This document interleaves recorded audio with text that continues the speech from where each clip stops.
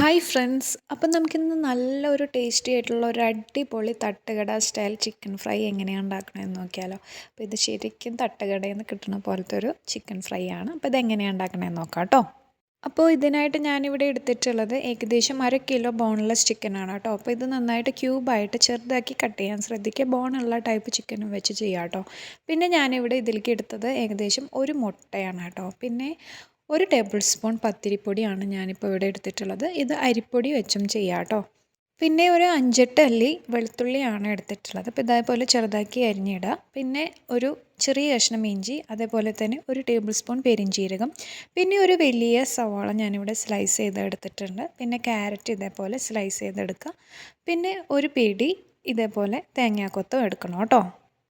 അപ്പോൾ നമുക്കിനി ചിക്കൻ ഒന്ന് മാരിനേറ്റ് ചെയ്തെടുക്കാം കേട്ടോ. അപ്പോൾ ചിക്കൻ മാരിനേറ്റ് ചെയ്യാൻ വേണ്ടിയിട്ട് ഞാൻ ഇതിലോട്ട് ചേർക്കുന്നത് മുട്ടയായിരിക്കും കേട്ടോ ആദ്യം. അപ്പോൾ ഞാനിവിടെ മുട്ട ആദ്യം ചേർത്ത് കൊടുത്തു. പിന്നീട് ഞാൻ ഇതിലോട്ട് ചേർത്ത് കൊടുക്കുന്നുണ്ടാവാം 1 ടേബിൾ സ്പൂൺ പത്തിരിപ്പൊടിയാണ് കേട്ടോ. പത്തിരിപ്പൊടിക്ക് പകരം അരിപ്പൊടിയും നിങ്ങൾക്ക് ചേർക്കാം. ഞാനിപ്പോൾ ഇവിടെ എടുത്തിട്ടുള്ളത് ഈസ്റ്റേണിൻ്റെ നല്ല സോഫ്റ്റ് ആയിട്ടുള്ള പത്തിരിപ്പൊടിയാണ്. അപ്പോൾ ചിക്കനിൽ ഒരു കോട്ടിംഗ് പോലെ പിടിക്കാനായിട്ട് അത് നല്ലതാണ് കേട്ടോ. പിന്നെ ഞാൻ ഇതിലോട്ട് ആഡ് ചെയ്ത് കൊടുത്തത് ഏകദേശം ഒരു 1.5 ടീസ്പൂണോളം കുരുമുളകാണ്. കുരുമുളക് നിങ്ങളുടെ എരിവിനനുസരിച്ച് ചേർത്ത് കൊടുക്കുക. ഇപ്പം തന്നെ അത്യാവശ്യം എരിവായിട്ടുണ്ടാവും. പിന്നെ ഞാൻ ചേർത്ത് കൊടുത്തത് ഏകദേശം ഒരു 2 ടീസ്പൂൺ കാശ്മീരി ചില്ലിയാണ് കേട്ടോ. അപ്പോൾ ഈ കാശ്മീരി ചില്ലിക്ക് അധികം എരിവുണ്ടാവില്ല, പക്ഷെ നല്ല കളറും കിട്ടും. പിന്നെ ഞാനിവിടെ ചേർത്ത് കൊടുത്തത് ഏകദേശം ഒരു 1/2 ടീസ്പൂണോളം ഗരം മസാലയാണ് കേട്ടോ. പിന്നെ ഞാൻ ഇതിലോട്ട് ചേർത്ത് കൊടുത്തത് ഏകദേശം 1 ടീസ്പൂൺ മഞ്ഞൾപ്പൊടിയാണ്. പിന്നെ ഇതിലോട്ട് ആവശ്യമായിട്ടുള്ള ഉപ്പാണ് ഞാൻ ആഡ് ചെയ്ത് കൊടുത്തത്. അപ്പോൾ അത് ഞാനിവിടെ ഏകദേശം ഒരു 1.5 ടീസ്പൂണോളം ഉപ്പ് ആഡ് ചെയ്ത് കൊടുക്കുന്നുണ്ടാവും കേട്ടോ. പിന്നെ നമുക്ക് ഈ പെരിഞ്ചീരകവും അതേപോലെ ഈ വെളുത്തുള്ളിയും ഇഞ്ചിയും ഒന്ന് അരച്ച് പേസ്റ്റാക്കി ഇതിലോട്ട് ആഡ് ചെയ്ത് കൊടുക്കണം. അപ്പോൾ ഇത് നല്ല ഫൈൻ പേസ്റ്റാക്കി എടുക്കണം, കാരണം ഈ ചിക്കനിലോട്ട് ഇത് നന്നായിട്ടൊന്ന് പിടിക്കാൻ വേണ്ടിയിട്ടാണ്.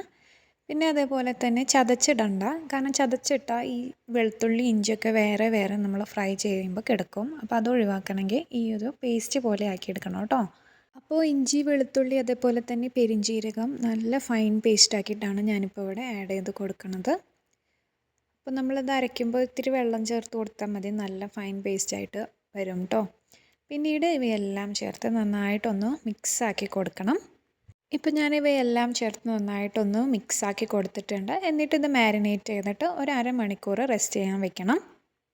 പിന്നീട് നമുക്ക് ചിക്കൻ ഒന്ന് ഇനി ഫ്രൈ ചെയ്ത് എടുക്കണം കേട്ടോ. അപ്പോൾ ഈ ഫ്രൈ ചെയ്യാൻ വേണ്ടിയിട്ട് ഞാനൊരു വലിയ പാൻ എടുത്ത് അടുപ്പത്ത് വെച്ചു. അങ്ങനെ പാൻ ചൂടാകുമ്പോൾ ഞാൻ ഏകദേശം ഒരു 5-6 ടേബിൾ സ്പൂൺ ഓയിൽ, സൺഫ്ലവർ ഓയിലാണ് ചേർത്ത് കൊടുത്തത്.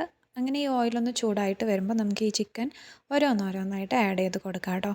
അപ്പോൾ ഈ ഓയിൽ നല്ല ഹൈ ഫ്ലെയിമിലിട്ടിട്ട് ഒന്ന് ചൂടാക്കി ആദ്യം വെക്കണം.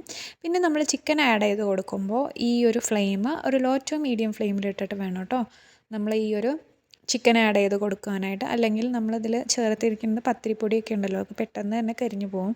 അപ്പോൾ ചിക്കനൊന്നും വെന്തിട്ടും ഉണ്ടാവില്ല. അപ്പോൾ നമ്മളിവിടെ ചിക്കൻ ഇങ്ങനെ ഓരോന്നോരോന്നായിട്ട് ആഡ് ചെയ്ത് കൊടുക്കുകയാണ് ചെയ്യുന്നത്. അപ്പോൾ ഇവിടെ ഞാൻ കാശ്മീരി ചില്ലി ചേർത്ത് കൊടുത്ത കാരണം തന്നെ നല്ലൊരു കളറും കിട്ടുന്നുണ്ട്. കാശ്മീരി ചില്ലി തന്നെ വേണമെന്നൊന്നുമില്ല കേട്ടോ, നിർബന്ധമില്ല. കാരണം ഞാനിവിടെ വീഡിയോ ഷൂട്ട് ചെയ്യാൻ വേണ്ടി മാത്രമാണ് കാശ്മീരി ചില്ലി എടുത്തത്. നമുക്ക് സാധാരണ മുളക് പൊടി വെച്ചും ചെയ്യാം.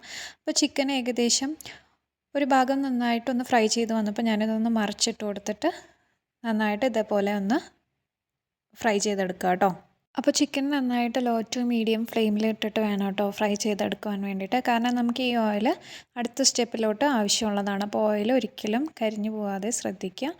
അപ്പോൾ എൻ്റെ ഫസ്റ്റ് ബാച്ച് ചിക്കൻ നന്നായിട്ടൊന്ന് ഫ്രൈ ആയിട്ട് വന്നിട്ടുണ്ട്. ഇപ്പം ഞാനിവിടെ 2 ബാച്ച് ചിക്കനും നന്നായിട്ട് ഇതേപോലെ ഒന്ന് ഫ്രൈ ആക്കി എടുത്തിട്ടുണ്ട്. ഇനി നമുക്ക് ചെയ്യാനുള്ളത്, നേരത്തെ തന്നെ ചിക്കൻ മാരിനേറ്റ് ചെയ്ത് വെച്ച ആ ഒരു ബൗളുണ്ടല്ലോ, അതിലോട്ട് ഞാനിവിടെ ഒരു 2 ടേബിൾ സ്പൂണോളം വെള്ളം ആഡ് ചെയ്ത് കൊടുക്കുകയാണ് കേട്ടോ ആ ഒരു മസാലയിലോട്ട്. എന്നിട്ട് ഈ മസാലയിൽ വേണം നമുക്ക് നേരത്തെ തന്നെ കട്ട് ചെയ്ത് വെച്ച സവോളയും അതേപോലെ തന്നെ ക്യാരറ്റും തേങ്ങാക്കൊത്തും ഇട്ടൊന്ന് നന്നായിട്ടൊന്ന് മിക്സ് ആക്കി കൊടുക്കണം കേട്ടോ. അപ്പോൾ ഇതേപോലെ ഇവയെല്ലാം ഇതിലോട്ട് ചേർത്ത് കൊടുത്ത് നമുക്കിതൊന്ന് നന്നായിട്ട് കൈകൊണ്ട് തന്നെ മിക്സാക്കി കൊടുക്കുക. അപ്പോൾ ഈ മസാല ഈ ഒരു സവാളയിലോട്ട് പിടിക്കാൻ വേണ്ടിയിട്ടാണ് കേട്ടോ. അപ്പോൾ ഇതും കൂടി നമ്മൾ ഈ ഫ്രൈ ചെയ്തിട്ട് നമ്മളതിലോട്ട് ചിക്കൻ ഫ്രൈയിലോട്ട് ആഡ് ചെയ്ത് കൊടുക്കുന്നുണ്ട്. അപ്പോൾ ഇതും കൂടി ചേർത്ത് കൊടുത്ത് നല്ലൊരു ടേസ്റ്റാണ്. അപ്പോൾ നമുക്ക് തട്ടുകടയിലൊക്കെ ഇങ്ങനെ ചേർത്ത് തരുമല്ലോ അവർ. അപ്പോൾ അത് പക്ഷേ അവരവിടെ ഫ്രഷ് ആയിട്ടാണ് ചെയ്തു തരിക. പക്ഷെ നമ്മൾ ഇങ്ങനെയാണ് ചെയ്യുന്നത് കേട്ടോ. ഇത് ഞാൻ നന്നായിട്ടൊന്ന് കൈവച്ച് മിക്സാക്കി കൊടുത്തതാണ്. അപ്പോൾ ഇനി ഇത് നമുക്ക് ഒരു പാനിലിട്ട് ഒന്ന് ചെറുതായിട്ട് ഒന്ന് വാട്ടിയെടുക്കാം.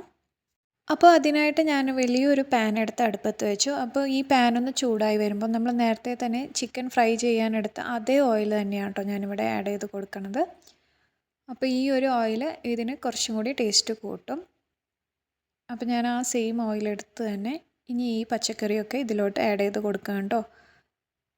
ഈ ഓയിലൊന്ന് ചൂടായി വരുമ്പോൾ ഞാൻ നേരത്തെ തന്നെ മിക്സാക്കി വെച്ച ഈ സവോള അതേപോലെ തന്നെ ക്യാരറ്റും തേങ്ങാക്കൊത്തും ഇതിലോട്ട് ആഡ് ചെയ്ത് കൊടുത്തു. എന്നിട്ട് ഇവയൊക്കെ കൂടി നന്നായിട്ടൊന്ന് വഴറ്റി കൊടുക്കണം കേട്ടോ. അപ്പോൾ ഇതേപോലെ നന്നായിട്ടൊന്ന് വഴറ്റി കൊടുക്കാം.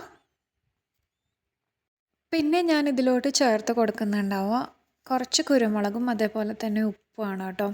അപ്പോൾ കുരുമുളക് ഏകദേശം ഞാനൊരു 1/2 ടീസ്പൂൺ കുരുമുളക്. അപ്പോൾ എരിവ് ആവശ്യമുള്ളവർക്ക് കുരുമുളക് അതിനനുസരിച്ച് ഇടാം കേട്ടോ. പിന്നെ ഞാൻ ചേർത്ത് കൊടുത്തത് കുറച്ച് ഉപ്പാണ്. അപ്പോൾ ഇത് പാകത്തിനുള്ള ഉപ്പാണ് ഞാനിവിടെ ചേർത്ത് കൊടുത്തത്. എന്നിട്ട് ഇതൊക്കെ കൂടി നന്നായിട്ടൊന്ന് മിക്സാക്കി കൊടുക്കുക. അപ്പോൾ ഇതേപോലെ നന്നായിട്ടൊന്ന് വഴറ്റി വരണം കേട്ടോ. നന്നായിട്ടൊന്ന് വഴറ്റിയെടുക്കണം. പിന്നീട് ഞാനിതൊന്ന് മൂടി വെച്ച് വേവിക്കുന്നുണ്ട് കേട്ടോ. ഒരു 5 മിനിറ്റ് മൂടി വെച്ച് വേവിച്ചാൽ മതി.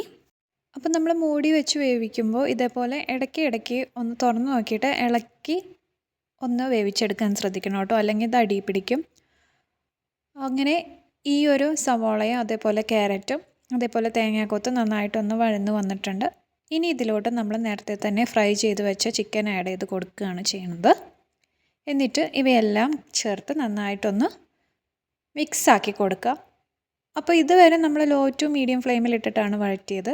ഇനി നമുക്കിതൊന്ന് ഹൈ ഫ്ലെയിമിലിട്ട് നന്നായിട്ടൊന്ന് വഴറ്റി കൊടുക്കാം കേട്ടോ. ചിക്കൻ ആഡ് ചെയ്ത് കൊടുത്തതിന് ശേഷം ഒരു 2-3 മിനിറ്റ് ഇതേപോലെ ഹൈ ഫ്ലെയിമിലിട്ട് നന്നായിട്ടൊന്ന് വഴറ്റി കൊടുക്കുക കേട്ടോ. അപ്പോൾ ഈ ഒരു മസാല ചിക്കൻ്റെ എല്ലാ ഭാഗത്തും പിടിക്കണ വിധം നന്നായിട്ടൊന്ന് ഫ്രൈ ആക്കി എടുക്കാം. അപ്പോൾ ഇതാ തട്ടുകട സ്റ്റൈൽ ചിക്കൻ ഫ്രൈ ഇവിടെ ഏകദേശമായി. അപ്പോൾ ഇത് നല്ല ടേസ്റ്റാണ് കേട്ടോ കഴിക്കാനായിട്ട്. വെറുതെ കഴിക്കാൻ നല്ല ടേസ്റ്റാണ്. അപ്പോൾ വീഡിയോ ഇഷ്ടപ്പെട്ടെങ്കിൽ നിങ്ങളെല്ലാവരും എൻ്റെ വീഡിയോ ലൈക്ക് ചെയ്യണം. അതേപോലെ തന്നെ സബ്സ്ക്രൈബും കൂടി ചെയ്യണേ. താങ്ക്